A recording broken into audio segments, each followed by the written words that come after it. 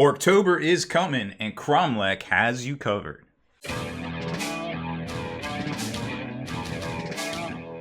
Spiking bits.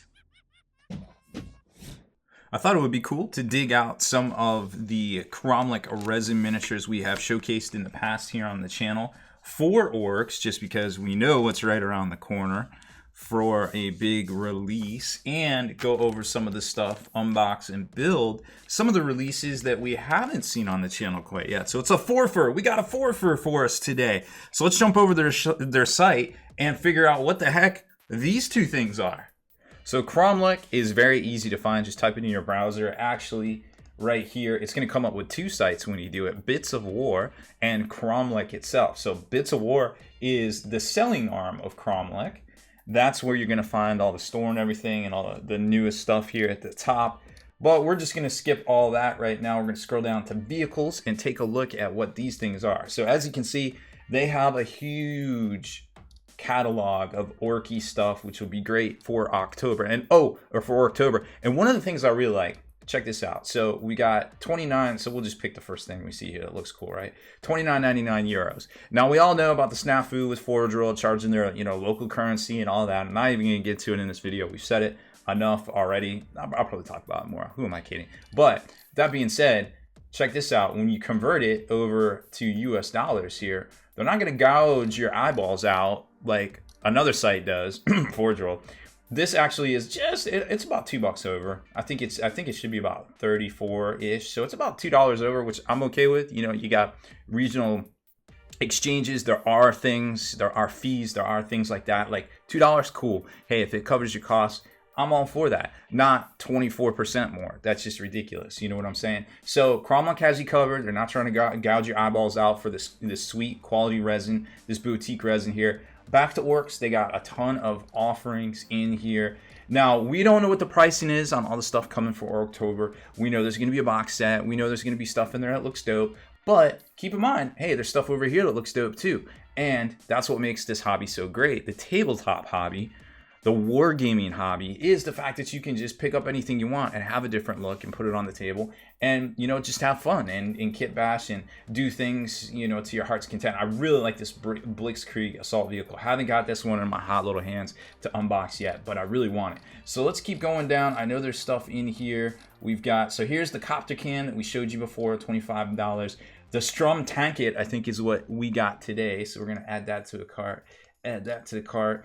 And we also had the Churgeon. Oh, you know what? I know I had a hard time. I forget how to spell that, so I had it pulled up right here. So the Churgeon is 34. Let's see what that is in US dollars. It's going to be roughly $42.95 for the trike. We know there's a trike coming out, so this might be kind of a cool thing to pick up and do something a little different with. And there is one more guy we've got here. I forget exactly who he is, so let's go. I think he's part of the Greatcoats, and he's probably down towards the bottom for a new release. Let's see. Is he one of these guys? I don't think so. One of these. There he is. Iron Reich War Chief. We'll add him to our cart as well. Oh, he's pretty cool looking. And take a closer look at these. So just as a quick refresher to what we've shown you in the past, I don't want to spend a whole bunch of time on it, but here is the Ork Churgeon. Now this guy is pretty cool. As you can see, jam-packed full of detail right here. Even the resin base is exquisitely cast and leaves no area unturned for detail right there. Now as far as the little guys go, I love the little orderlies, the little Grot orderlies that are separate on this thing, so you can definitely paint them up however you wish. And then this guy right here. Now I think they had a version with a war boss on here. The only thing you have to be aware of is, depending on what rider you put on there, you have to snip off the handlebar, because their hands actually come with the other handlebar. But I mean, the styling and everything looks fresh, and depending on what we see from Games Workshop, well, this guy may have a place in most people's army here soon, but we don't quite know. But when will then be now? But we don't quite know. But for any Ork player out there, these models just scream really awesome, and the detail is, second to none as far as I'm concerned. So here's the little Grot, the can can copter. This thing's pretty funny. I mean, you could use it as a bunch of different things. It's just a cool little orc things. I have it kind of stuck together with some poster tack here, but you know, you can pose it pretty much whatever way you want. It's got little buzz saws and things, little copter blades. It's just a very neat little kit. So let's jump into, I guess we'll start with the guy first. So here is the Iron Reich guy here, and it comes with a bunch of different sprues apart, so that's pretty neat to see. So it's got looks like a 2, 3.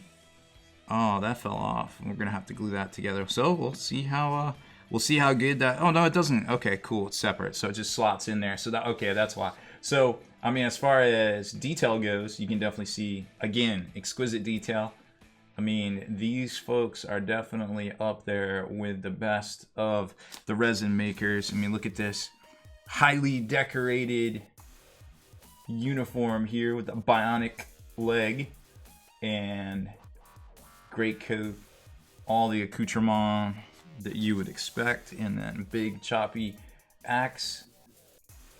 Fantastic little commissar cap. I love that thing. It's hilarious. And it's got a couple different options, so you can have them shooting a blaster, and then you can have him with the claw arm. That's cool. He's got a little cape too. Oh, a little commissar jacket. Oh, that's dope. And it looks like a shoulder pad and some frag grenades. Some more parts here. I'm gonna have to figure this out, how this one all goes together, so we'll check that out here in a second. And while I've got the glue out, I might as well do both of these. So let's take a look at the Stromtankets. And I'm really interested to see how big this bad boy is, because it just looks like Grot Tanky, but they have Grot Tank kind of things. I don't know exactly what they're called, but they have versions of them, which I thought was pretty. Oh, look at this little dozer blade. That's pretty neat. And there's some sort of gunner or something. I'm not sure exactly what a lot of these are quite yet until I go back and look at the pictures. Gear shifters, that's dope. A bunch of heads, okay, I can get behind that. And a bunch of, it looks like you can put rockets on here. Some sort of rocket launcher that might, no, it looks like it's separate. So we'll figure this one all out too. But I'll tell you what, I love the styling of this stuff with all the gears, and look at the tread work right there. I mean, that's going to be on the bottom, so you won't see that, but look at all that tread work with little glyphs on it and everything. That's pretty dope. Like, this is very well done. Look at all the instrumentation in there. You got your little gunner. He looks like he's wearing some sort of grot biker jacket almost, or orc biker jacket. That's pretty cool. And I don't know where this looks like the floor. So without putting my foot in my mouth any more than usual, especially right now, let's start trim this all down and get this put together. So in the same order we just stopped at, here is the Stromtanket. This thing is pretty neat. Like I was showing you all of the detail work there a second ago before I spent some time putting this together and deflashing it. Actually, deflashing it isn't really that hard, to be quite honest. These molds are very good. It's just a little bit lack of directions. Now this one in the pictures has directions on it, so it's a little bit easier. And there's a couple different options here for the weapons. Up top here, you can do the missiles, and then they have like a flamer bit, and they all go right here, so you could magnetize them with flat metal or something like that if you wanted to. But either way, it's very easy to do. So there's a flamer attachment.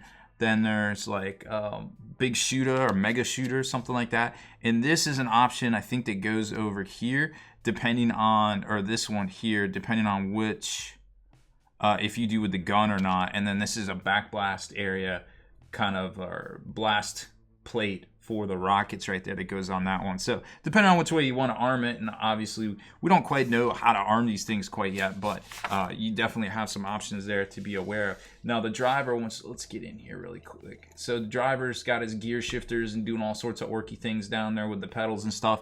It's just a really neat build that goes together pretty easy, and you know, you can kind of modularize it to paint it right here once all this kind of just literally just locks into place. Now size wise, you're looking at, like, this is just a normal, we'll call them a gray hunter or blood claw, whatever you want to call them. So it's about the same size as the gunner right there. And then when you compare it or a normal size orc boar. And then when you compare it to like something like a rhino, well, here's kind of what you get, as to be expected. So for the price, it is pretty neat, and it's very cool to put in here. Maybe you could use it as some counts as stuff for your orc army here coming out in the near future.